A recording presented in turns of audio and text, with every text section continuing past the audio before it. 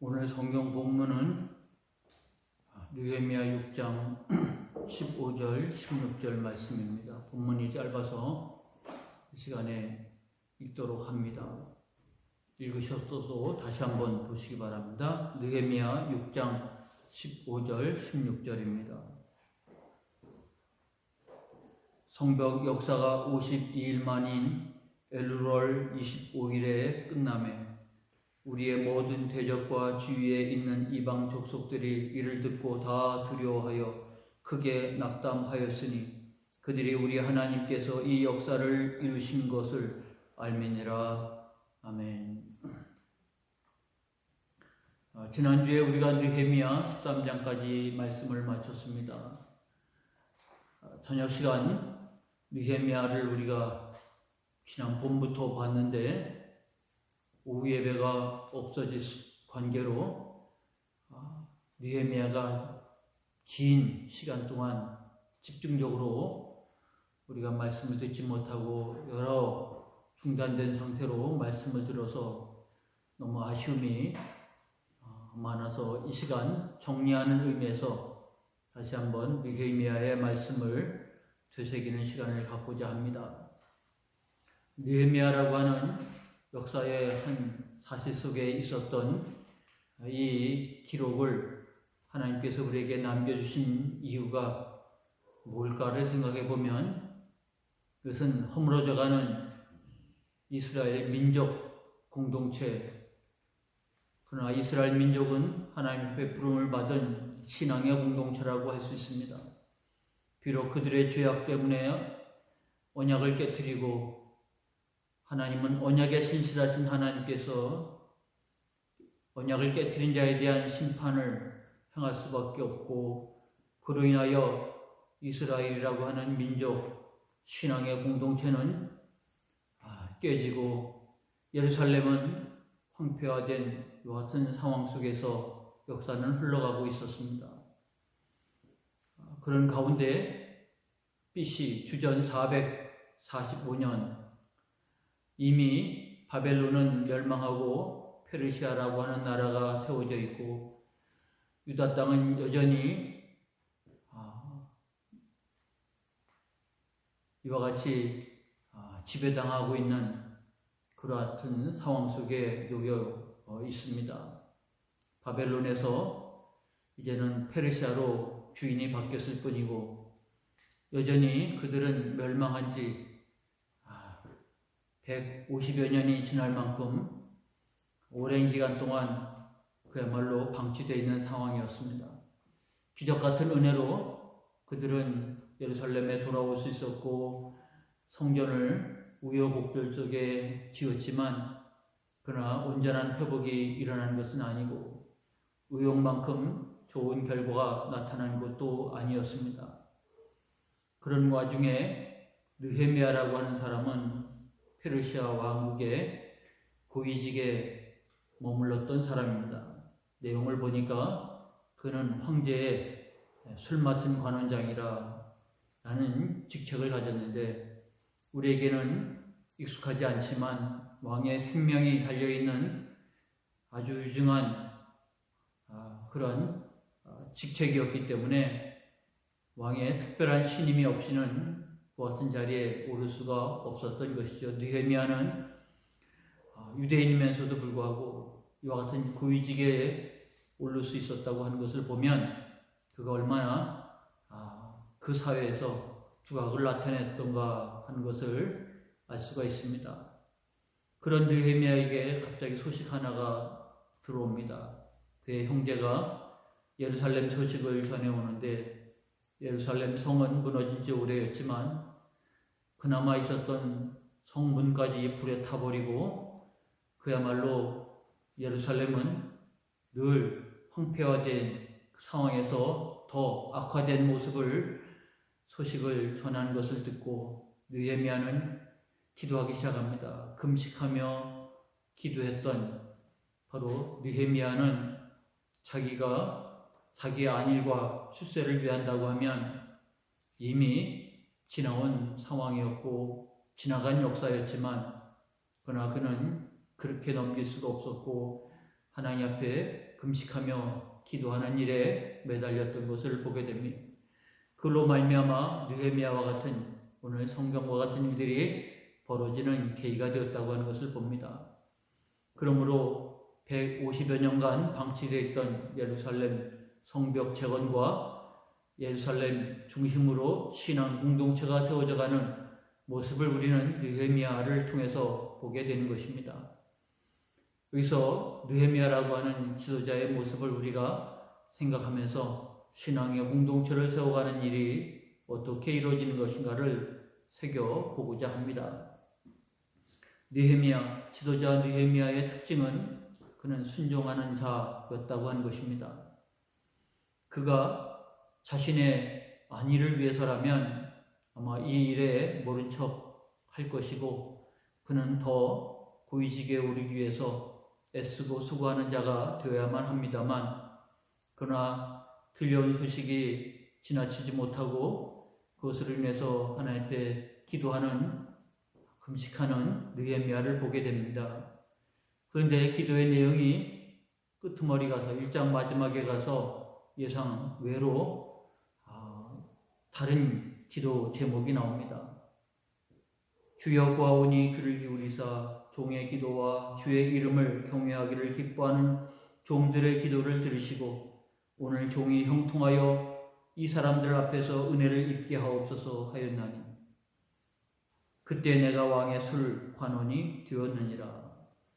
그의 기도 제목은 예루살렘을 위해서, 예루살렘 성벽 재건을 위해서, 그 민족 공동체가 세워지고 신앙 공동체가 세워지기 위해서 기도하는 게 아니라 이 사람들 앞에서 은혜를 입게 하옵소서, 이렇게 기도 제목이 바뀌어진 것을 보게 됩니다.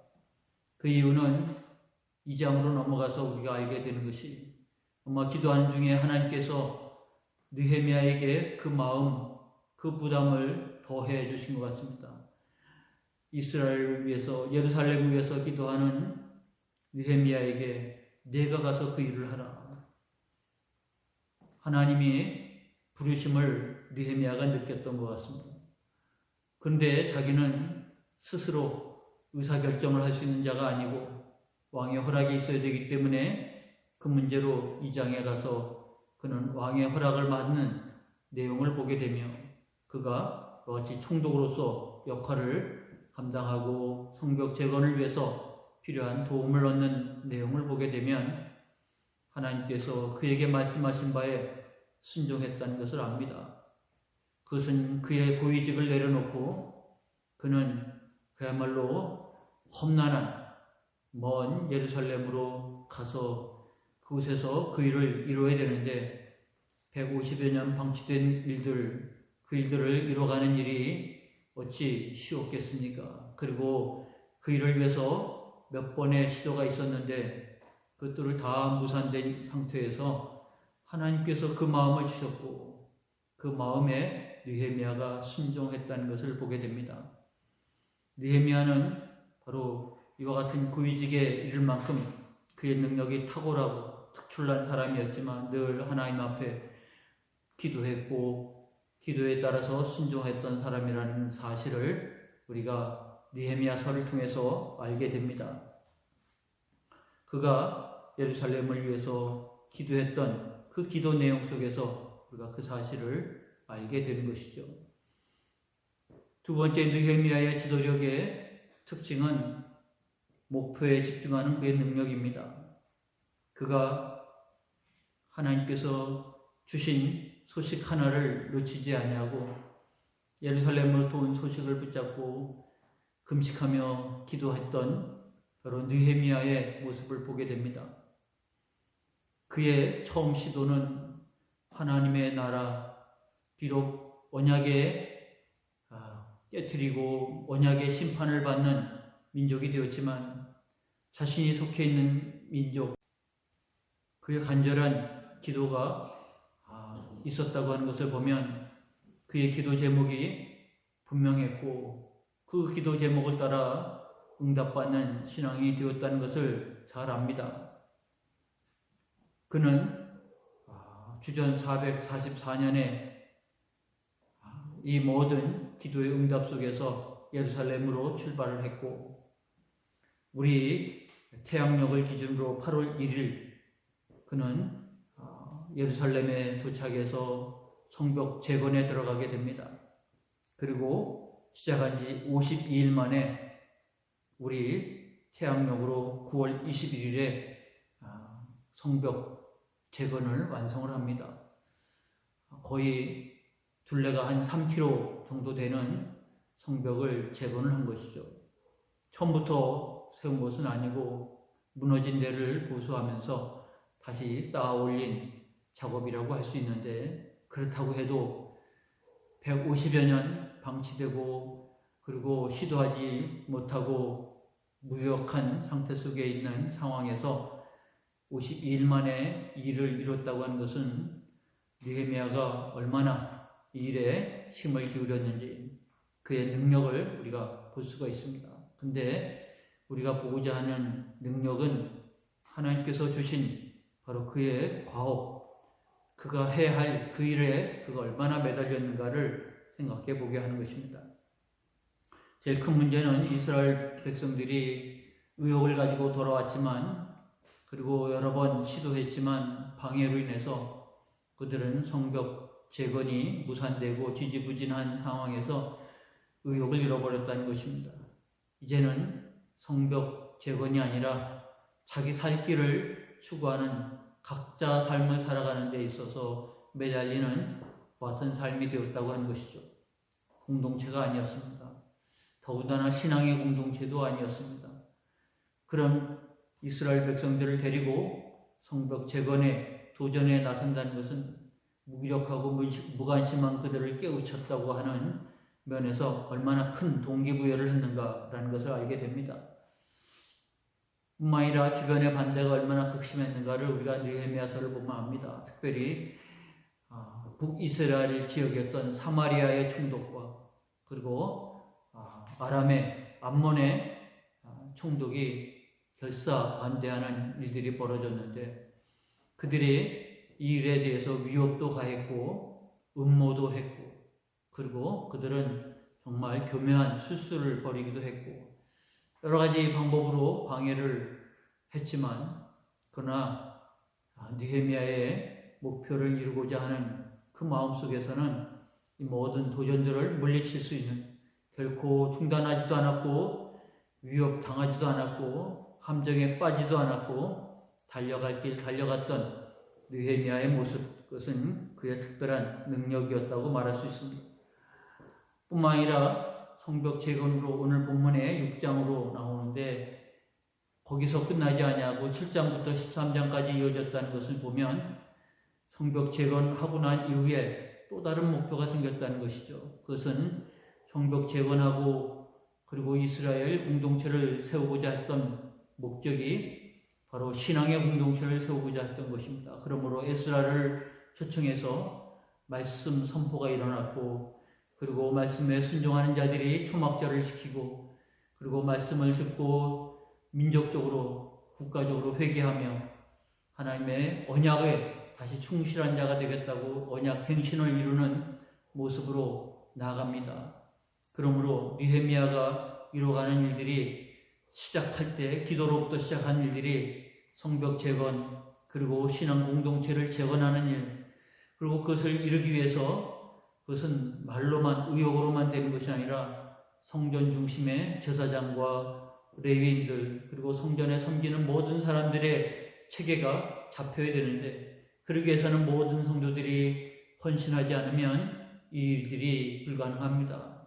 그러므로 에스라를 통한 부흥운동을 일으켰고, 그가 형편이 되어서 다시 페르시아로 되돌아갔다가 되돌아보니까 그 충실한 언약, 그 언약대로 살겠다고 헌신했던 자들의 의욕이 또 상실돼 버리고 옛날로 되돌아가 있는 모습을 보게 됩니다. 이제는 느헤미야가 주도해서 다시 부흥운동을 일으킵니다. 성전 중심의 제사장과 레위인들이 그 일을 맡고 그 일을 할 수 있도록 백성들이 언약에 따라, 말씀에 따라, 율법에 따라 하나님 앞에 충성하고 헌신하고 안식일을 지키고 헌물을 드리고 이것이 성전 중심의 공동체를 세워가는 실질적인 문제였는데, 느헤미야가 총독으로서 이 일들을 완성해가는 것을 보게 되면, 이로 말미암아 400년 동안의 말씀 공백이 있었지만 이스라엘은 신앙 공동체를 유지해갔던 것을 보면 느헤미야의 업적이 결코 작은 것이 아니라는 것을 보게 됩니다. 그러므로 느헤미야의 시작이 기도로부터 시작을 했지만 하나씩 하나씩 그 목표가 성장하고 발전하고 하나님의 나라를 세워갔던 모습을 보게 됩니다. 이와 같은 일들은 우리가 빌립보 4장 13절을 통해서 고백하듯 내게 능력 주신 자 안에서 내가 모든 걸 할 수 있습니다. 아마 느헤미야의 고백이 바로 이 빌립보 4장 13절의 말씀으로 대신하지 않을까 싶습니다. 하나님의 교회는 바로 이와 같은 능력 있는 지도자, 그러나 그의 개인적 능력이라기보다는 능력 주신 자 안에서 능력을 발휘하는 것이죠. 하나님이 그 목표를 한 단계 한 단계 나아가도록, 그래서 느헤미야는 처음부터 이와 같은 목표를 세우고 하는 것이 아니라 하나 이루어가는 과정 속에서 하나님은 신앙 공동체를 세워갔다는 것을 보게 되면서, 그래서 이 모든 것을 이루면서 오늘 본문에도 나오지만 느헤미야는 철저하게 이 모든 일들이 자신의 능력이 아니라 우리 하나님께서 이 역사를 이루셨다. 본인도 그렇게 고백했고 그들의 원수들도 그렇게 인정할 만큼, 그래서 내가 아니라 하나님께서 하셨습니다. 그의 능력의 근원은 하나님께 있다고 하는 고백을 느헤미야서 곳곳에서 우리가 찾아볼 수 있습니다. 세 번째는 느헤미야가 만난 일들은 어느 하나 쉽게 풀어진 일이 없습니다. 얼마나 복잡한 일들을 만났는지, 그러나 이것이 정말 가장 이상적인 방법으로 문제 해결이 되고 그것이 디딤돌이 되어서 또 오르는 모습을 보게 됩니다. 그러므로 세 번째 지도자 느헤미야의 모습은 지혜입니다. 모든 복잡한 상황을 풀어갈 수 있는 지혜였다고 하는 것이죠.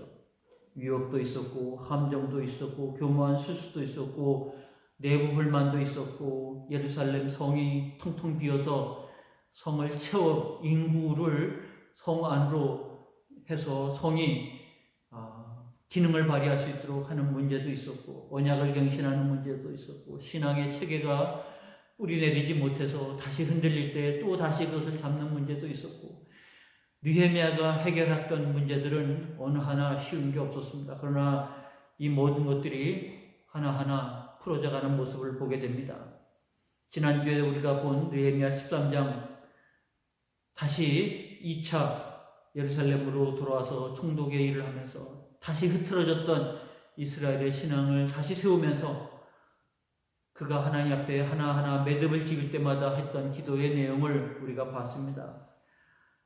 느헤미야 13장 22절의 마지막에 이 모든 것을 마무리하며 그는 그렇게 기도합니다. 내 하나님이여, 나를 위하여 이 일도 기억하시옵고 주의 크신 은혜대로 나를 아끼시옵소서. 또 마지막 13장 끄트머리 느헤미야의 맨 뒤에 그는 내 하나님이여 나를 기억하사 복을 주옵소서. 하나님 앞에 기도하는 느헤미야를 보게 됩니다. 그는 이 모든 복잡한 문제의 실마리가 하나님으로부터 풀려졌다는 것을 깨닫고 자기 공로가 아니라 하나님의 은혜라고 하는 것이고, 하나님의 은혜에 순종하고 주신 지혜대로 그가 순종할 때 이 모든 일들이 풀어지고 해결되고 응답되고 체험되어졌기 때문에 그는 하나님 앞에 영광을 돌리면서 그의 모든 일의 마무리는 기도로, 하나님 내가 온전한 마음으로 주를 따랐고 순종했고 주의 이루었기에 하나님 나를 기억하옵소서.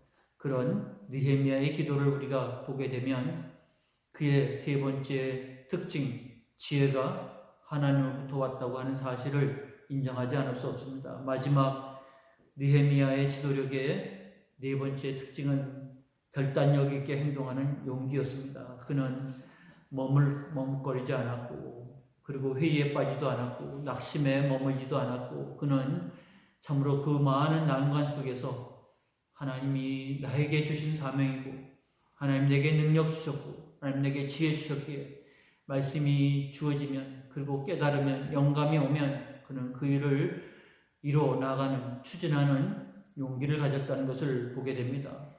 그러므로 오늘 본문에 나왔듯 우리의 모든 대적과 주위에 있는 이방 족속들이 이를 듣고 다 두려워하여 크게 낙담하였으니, 바로 하나님의 사람의 용기는 우리 원수를 낙담케 하는 원동력입니다. 그러므로 우리가 이와 같은 말씀들을 통해서 보면 하나님의 사람들이 흔들리지 말고 휩싸이지 말고 용기 있게 나가야 될 모습을 보게 됩니다. 이것은 구약에 예수님 오시기 전까지 신앙 공동체를 세웠던 느헤미야의 모습을 보게 하는 것입니다.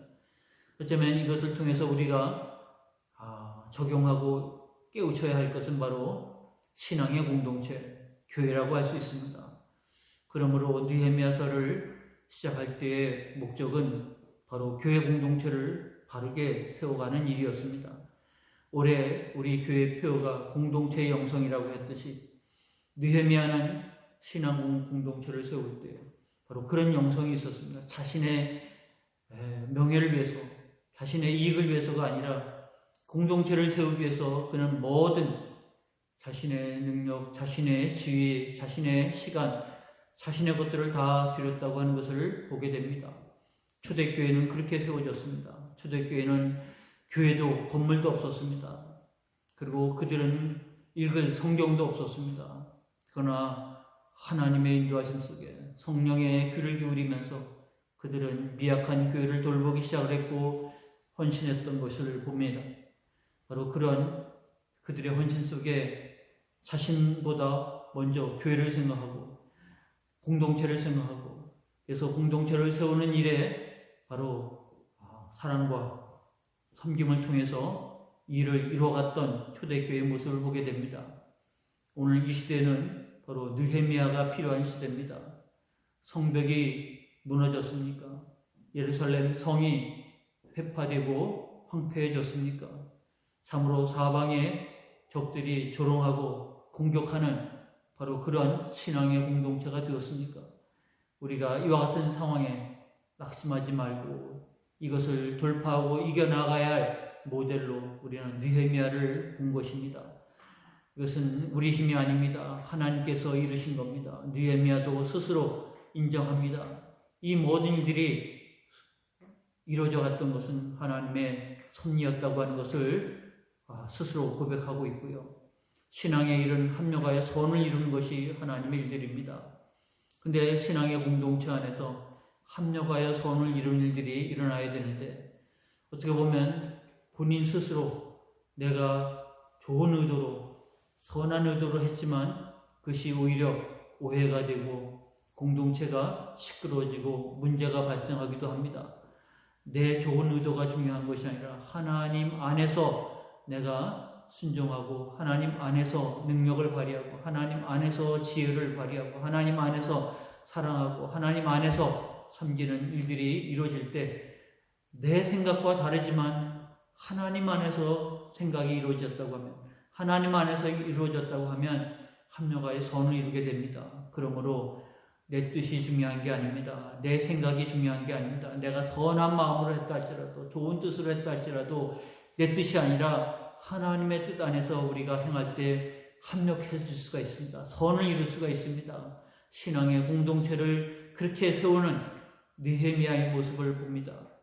하나님의 역사하신다고 믿었기에 온 공동체가 협조했고 순종했고 따랐고, 그리고 그들은 연약해서 쓰러졌더라도 다시 갱신하기도 하고 또 다시 부흥하기도 하고, 그래서 하나님의 역사를 이뤘던 이스라엘 공동체를 보게 되면 신앙의 공동체가 바로 그와 같다라는 사실을 알게 되는 겁니다. 우리 하나의 능력이 아닙니다. 어쩌면 150여 년 동안 느헤미야보다 더 큰 능력의 사람이 있었을 것입니다. 그러나 이것을 이룬 사람은 느헤미야였고, 느헤미야는 스스로 어떻게 하나님이 도우셨는가, 어떻게 내가 하나님을 의지하면서 일을 이뤘는가를 증거했던 모습을 보면서 우리가 하나님의 교회를 섬기는 데 있어서 느헤미야처럼 부름받았다는 사실을 기억해야 합니다. 내가 내 능력이 아니라 하나님 주신 능력으로, 내 지혜가 아니라 하나님 주신 지혜로, 내가 갖고 있는 용기가 아니라 하나님 안에서 갖는 담대함으로 내가 교회를 섬길 때, 공동체를 섬길 때 그것을 하나님께서 합력하여 선을 이루는 도구가 될 것입니다. 그래서 하나님의 교회들이 세워졌고 영향력을 미쳤고 그리고 하나님께 영광을 돌렸습니다. 소아시아 7교회에 보낸 편지 중에서 주님은 빌라델비아 교회에 보내는 편지에서 내가 적은 능력을 가지고도 내 말씀을 지켰으니 빌라델비아 교회가 칭찬만 받은 두 교회 중에 하나였다는 것을 우리가 염두에 둬야 합니다. 얼마나 큰가 많은가가 아니라 어려운 중에도 어떻게 하나님의 말씀을 붙잡고 사는가, 어떻게 하나님의 은혜의 삶을 살아가느냐가 중요한 것입니다. 이와 같은 일에 부름받았음을 기억하면서 개전교회 신앙의 공동체를 세우는 일에 하나님이 여러분을 부르시고 여러분의 능력, 여러분의 지혜 그리고 여러분의 헌신을 통해서 깊게 세워가시기를 원한다는 사실을 기억하면서 하나님 안에서 순종하는, 하나님 안에서 결단하고 헌신하는 여러분의 신앙이 되시기를 축원합니다. 기도하겠습니다. 하나님, 이 밤도 말씀을 통해서 인도하셨사오니 감사합니다. 느헤미야의 지도력 탁월해 보입니다. 그러나 느헤미야 자신은 하나님께로부터 온 것이라고 하는 사실을 숨김없이 했고 그는 이 모든 일들을 마무리하면서 하나님 앞에 은혜 받기를, 복을 받기를 위해서 기도했던 모습을 기억합니다. 하나님, 오늘 우리가 이 말씀을 마치면서 사도 바울이 디모데후서 4장을 통해서 말씀한 것처럼 나는 선한 싸움을 싸우고 나의 달려갈 길을 마치고 믿음을 지켰으니 이제 후로는 나를 위하여 의의 멸류관이 예비되었으므로 주 곧 의로우신 재판장이 그날에 내게 주실 것이며 내게만 아니라 주의 나타나심을 사모하는 모든 자에게 도니라 말씀하신 것처럼 우리도 달려갈 길 달려가고 믿음을 지키고 그리고 하나님 앞에 이와 같이 의의 멸류관을 받기 위해서 준비된 자로 살아가는 저희가 더욱 되게 하여 주시고 우리의 헌신으로 말미암아 개전교회가 신앙의 공동체로 우뚝 서서 하나님 여기까지 달려왔는데 앞으로 더 크게 쓰임받을 수 있는 교회가 되어지고 하나님 앞에 더 귀하게 영광 돌리는 교회로 세움받도록 하나님께서 복을 나려 주시옵소서. 은혜 감사하고 예수님의 이름으로 기도하옵나이다. 아멘. 이어서 찬송 336장 부르고 중보기도 하시고 주기도문으로 예배를 마치시기 바랍니다.